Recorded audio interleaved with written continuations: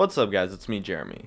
Just before we start, I want to announce my 100,000 subscriber giveaway real quick. I'll be giving away a Razor Carcarius and a Razor Naga, as well as 8 $10 RP cards. The giveaway will be hosted on my Facebook page over at facebook.com/gamingcurios, and there's going to be a post, and to enter all you have to do is like the page, like the post, and then share the post as well.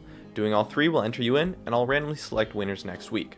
Anyways, this is a video about poke lanes. Let's get started.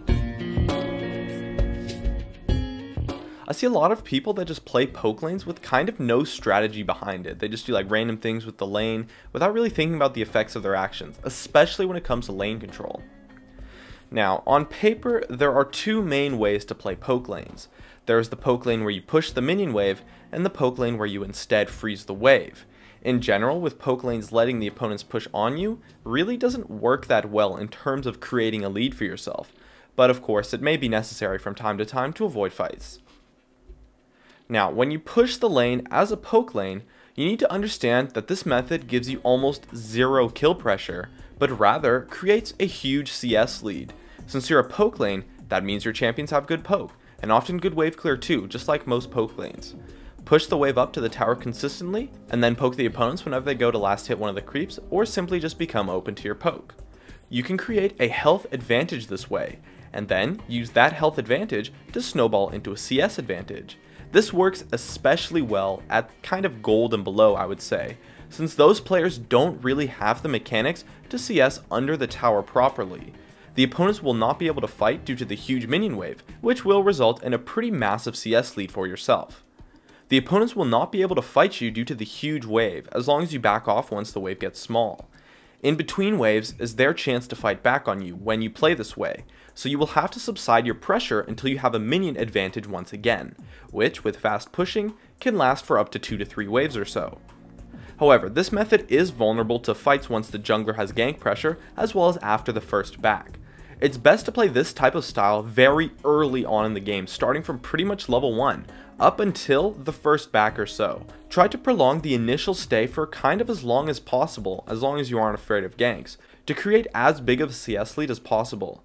Just be aware that throughout this strategy you are very vulnerable to ganks, so ward efficiently with your trinkets when a gank is likely. It's incredibly recommended to play this style early on, but up only until the first back, as once after that, your health advantage is gone, and the minions won't be as prevalent in fights, as well as ganks are going to be way more likely.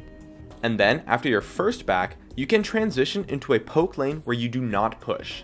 If you played the first phase of the poke lane properly and did not die to ganks, you should now have an item advantage due to your early CS advantage. Now, what you want to do from there is set up an optimal fight by baiting your opponents. Create an ideal situation by not pushing the wave, and freezing around the middle or slightly pushed in. Freezing is not too difficult, just look at what your opponents do and push the wave slightly slower than what they're doing. The freeze will usually cause your opponents to fight you, since it gives them room and space that they need, as well as a small minion advantage, which is a major thing people look for when starting fights. You should then be able to kite back and win based off of your early item advantage that you gained previously. If your opponents realize how big their disadvantage really is, you can then freeze and zone. This will give you an absurd CS lead if left unchecked, but instead it usually just forces the opponents to act, or they're going to end up missing 75% or more of the CS in each wave. It's going to make them desperate, and so they'll probably just fight you anyways. Or they might do the correct thing, which is to wait for a gank. Freezing is vulnerable to ganks since it's a very static position, open to flanks and tower dives, so you need to keep up wards properly, as when you freeze your lane, your opponent is probably going to be asking their team for a lot of ganks.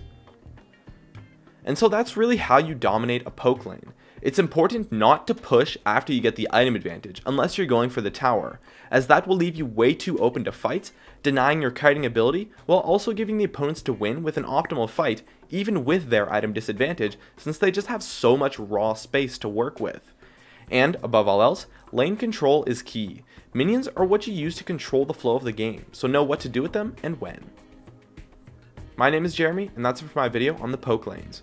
If you enjoyed this video, feel free to check out some of my others on the screen right now, or stay connected at facebook.com/gamingcurios.